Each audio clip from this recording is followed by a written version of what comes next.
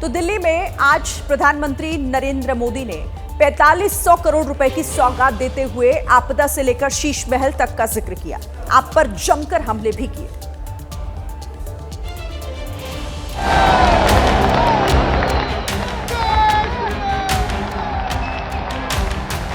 आपदा को नहीं सहेंगे, बदल के रहेंगे। दिल्ली वालों ने आपदा के विरुद्ध जंग छेड़ दी है। तेरी योजना मेरी योजना, तेरी योजना मेरी, हम इस राजनीति में नहीं पड़ते। कड़ाके की ठंड के बीच प्रधानमंत्री नरेंद्र मोदी ने आज दिल्ली की आप सरकार पर ताबड़तोड़ हमले बोले। पीएम मोदी के भाषण में शीश महल, आपदा, चोरी, सीना जोरी, कट्टर बेईमान जैसे खास शब्द भेदी बाण भी मौजूद रहे। ये लोग दिल्ली के विकास की बात करते थे, लेकिन ये लोग आपदा बनकर दिल्ली पर टूट पड़ी है। आपदा को नहीं सहेंगे, बदल के रहेंगे।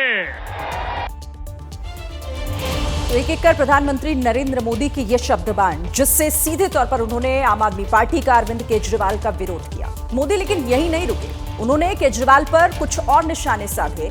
आपको एक एक कर वो भी दिखाएंगे कि प्रधानमंत्री किस तरीके से आज आक्रामक मोड में नजर आए। हालांकि इससे पहले उन्होंने करोड़ों की योजनाएं जो हैं उसकी सौगात जनता को दी। एक कॉलेज का शिलान्यास भी किया जिसका नाम वीर सावरकर के नाम पर है। और इसी बीच उन्होंने आम आदमी पार्टी पर यह कहते हुए निशाना साधा कि ये आपदा की सरकार है जिसे अब और ज्यादा दिन तक जनता रहने नहीं देगी और जनता अब बदलाव का मूड बना चुकी है। इसी के साथ उन्होंने शीश महल का जिक्र किया, ये कहते हुए कि मैं चाहता तो मैं भी एक शीश महल बनवा सकता था। आपको दिखाते हैं अरविंद केजरीवाल ने किस तरीके से अरविंद केजरीवाल पर प्रधानमंत्री ने निशाना साधा है। पीएम मोदी ने शीश महल का जिक्र करते हुए भी अरविंद केजरीवाल का नाम लिए बगैर तीखा प्रहार किया। बीते 10 वर्षों में 4 करोड़ से अधिक गरीबों के घर उनका सपना पूरा किया है। मैं भी कोई शीश महल बना सकता था, लेकिन मेरे लिए तो मेरे देशवासियों को पक्का घर मिले, यही एक सपना था। जाहिर है पीएम मोदी के इस तरह तीखे हमलों के बाद अब दिल्ली के चुनावी माहौल में और गर्मी आ गई है। खुद आम आदमी पार्टी के राष्ट्रीय संयोजक अरविंद केजरीवाल ने मोर्चा संभाला है। अगर उन्होंने 10 साल में काम किए होते तो शायद आज उन्हें दिल्ली के लोगों को इतनी गालियां देने की जरूरत ना पड़ती। वो अपने काम गिनाते, वो गालियां ना देते। जो व्यक्ति काम करता है वो गाली नहीं देता। आपदा दिल्ली में नहीं आई, आपदा भाजपा में आई हुई है। पहली आपदा, भाजपा के पास सीएम चेहरा नहीं है। दूसरी आपदा, भाजपा के पास नैरेटिव नहीं है, उन्हें पता ही नहीं चुनाव किस मुद्दे पे लड़ना है। तीसरी आपदा, भाजपा के पास कोई भी एजेंडा नहीं है इस चुनाव के लिए। अब दिल्ली के चुनावी दंगल का शुभारंभ हो गया है। दिल्ली के लिए और पीएम मोदी ने विरोधियों पर हमला बोलने के साथ साथ आज दिल्ली को कई सौगात भी दी। वीर सावरकर के नाम पर नए कॉलेज का शिलान्यास किया। इस दौरान प्रधानमंत्री लगातार विकास का दाव चलते दिखाई दिए।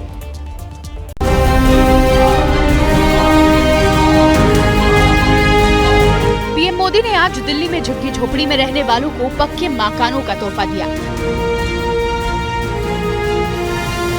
तो नजफगढ़ में वीर सावरकर कॉलेज समेत दिल्ली विश्वविद्यालय में 600 करोड़ रुपए की 3 नई परियोजनाओं की आधारशिला भी रखी। नजफगढ़ में वीर सावरकर जी के नाम पर नया कॉलेज भी बनने जा रहा है।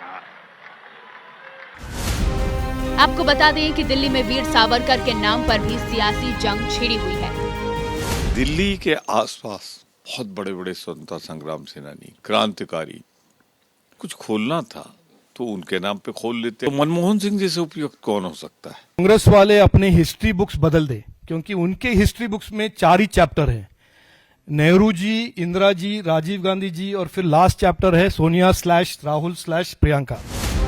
पीएम मोदी ने आज स्वाभिमान अपार्टमेंट के उद्घाटन के साथ साथ 2 पुनर्विकास परियोजना की सौगात, डीयू में 3 योजना की शुरुआत, द्वारका में सीबीएसई बिल्डिंग का उद्घाटन किया।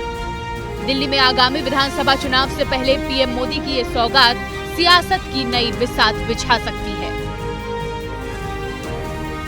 तो दिल्ली में सियासी पारा लगातार चढ़ रहा है। आम आदमी पार्टी की मुफ्त वाली योजनाओं को टक्कर देने के लिए बीजेपी ने भी अपनी रणनीति तैयार कर ली है। तो बीजेपी का दिल्ली विजय प्लान क्या है, देखिए एक्सक्लूसिव रिपोर्ट।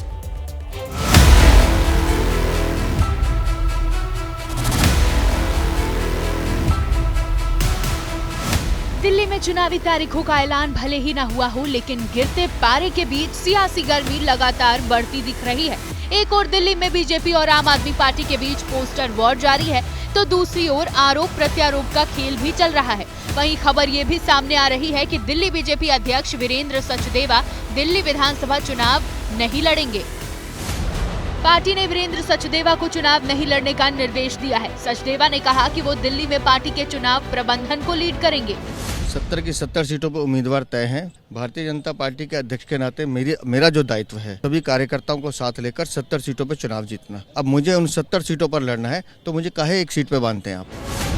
इसके पहले कयास लगाए जा रहे थे कि वीरेंद्र सचदेवा आम आदमी पार्टी के किसी कद्दावर नेता के खिलाफ चुनाव लड़ सकते हैं, लेकिन अब उन अटकलों पर विराम लग गया है। फिलहाल बीजेपी का पूरा फोकस अपने चुनावी घोषणा पत्र पर है, जिसके जरिए वो आम आदमी पार्टी को पटखनी देने की तैयारी कर रही है।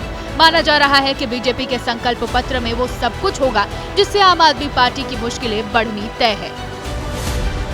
आप सरकार 200 यूनिट फ्री बिजली दे रही है, जिसके जवाब में बीजेपी सोलर पैनल पर सब्सिडी का ऐलान कर सकती है। आप 20,000 लीटर पानी फ्री दे रही है, बीजेपी हर घर नल से साफ जल देने का ऐलान कर सकती है। आपकी तरह बीजेपी भी डीटीसी बसों में महिलाओं को फ्री बस सेवा का ऐलान कर सकती है। इनके अलावा बीजेपी के संकल्प पत्र में मोहल्ला क्लिनिक को बेहतर बनाने और नए स्कूल कॉलेज खोलने का भी ऐलान हो सकता है। पहले ऑटो चालक, फिर आधी आबादी और अब झुग्गियों में रहने वाले लोगों को साधने की होड़ मच गई है।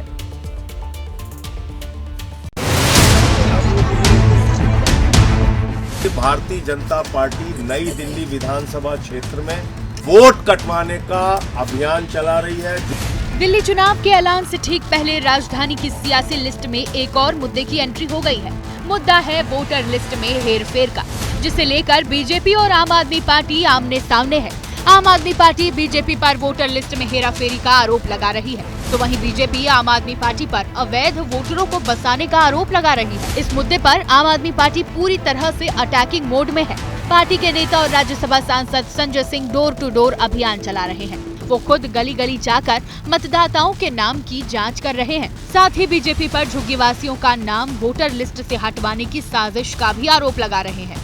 भारतीय जनता पार्टी नई दिल्ली विधानसभा क्षेत्र में वोट कटवाने का अभियान चला रही है। जो लोग यहाँ वर्षों से रह रहे हैं, झुग्गियां बना के रह रहे हैं, उन लोगों का नाम कटवाने का बीजेपी ने अभियान चला रखा है।